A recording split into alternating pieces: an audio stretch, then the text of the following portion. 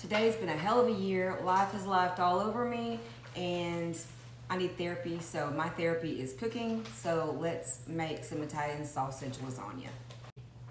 All right, so we're gonna start off with turning the oven on to 350. Now we're gonna dice up a medium red onion.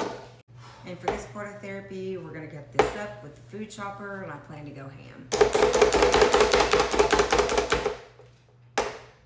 There. Now we're gonna use this large saute pan and we're gonna cook our sausage, Italian sausage, and our onion for about 5 minutes. I'm gonna use some garlic infused canola oil in the pan. So while that's heating up, we're gonna open a couple of cans of just regular diced tomatoes and get those ready to go in the pan. Okay, we're also gonna use a jar of marinara. If I can open it, hold on. Shouldn't be that hard. Oh. Lucky I have this. Got it. Yes, I could have used homemade marinara and fresh tomatoes, but I didn't, and I just don't care. Now we're gonna do our sausage. I just realized I don't have any mozzarella, so I had to send my son for some. Let's hope they have it at Dollar General, or he's gonna have to go all the way to town and get some. Now we're gonna make our filling.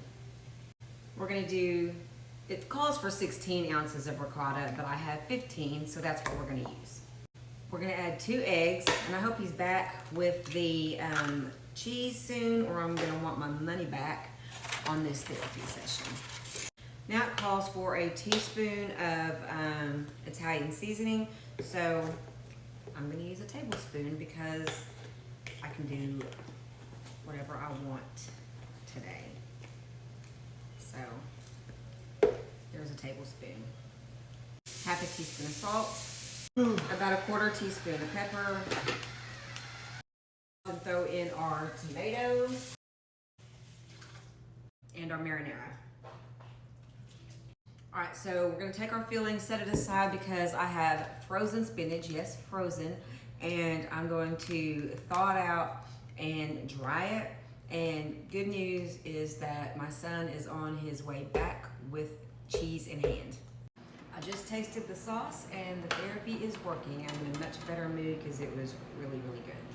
I just remembered that I have some fresh spinach in the fridge that I forgot about, but it's whatever. We're gonna use this. I mean, it's fine, right? It's all the same. I'm gonna put it in here and kind of spin some of this moisture off of it. All right, so we're gonna give this a few spins and see how much water we can get off of it. I want to get it as dry as possible. Not bad. Look at that. Got all that out. So that's going to go in the pan in a minute. Just kidding. That's going to go into the filling. All right. Wet grass. All right, got that in there. All right, we're going to get all of this mixed together really well. This is going to be our filling for our lasagna. All right, got all that mixed up. Doesn't that look good? All right, so we've got this stone rectangle baker. It's glazed on the outside, but it is not glazed on the inside. But we will be getting one that is glazed inside now, if that's what you prefer. All right, we're gonna put about a cup of this sauce in the bottom of the pan, and then just kind of spread it around the bottom really well. Side note, we got the cheese. So I did forget one thing, I always do. We're going to grate some, what is this, Parmesan, and about half a cup, and then we'll want to have some for just like extra topping. But I'm just using this cup, whatever it's called, cup zester, and it has measurements on the bottom actually, but I'm probably going to end up using this whole block, even though, because I think it'll be more than half a cup. But I'll show you how it works. So see, it just zests it or grates it up for you. I use it like for ginger and garlic and hard cheeses, that kind of thing. And this cheese is going to go into that filling. I could have been using my rotary grater. I wasn't thinking. I'll use it when I top our plates. All right, back to this. So I bought the oven ready lasagna. It just says, the recipe just says uncooked lasagna, but I got the oven ready. I can't imagine that it matters if it called for uncooked anyway. So we're gonna lay a couple of these down in the bottom and cover that sauce. And they're gonna overlap a little. All right, so I've got my noodles down in there and we're gonna just start alternating with the filling and the sauce.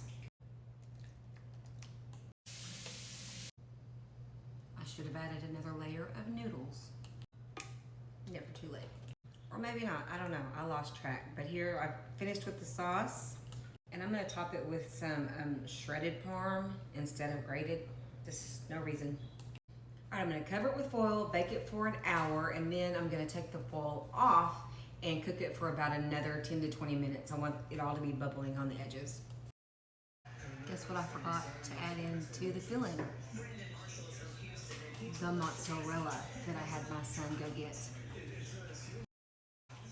Here they are. Just forget it. Okay, so we are just going to go ahead and top this with mozzarella and quite a bit of it and put it back in for about 10 minutes. And it is done. I think it's gonna be just fine. Perfect.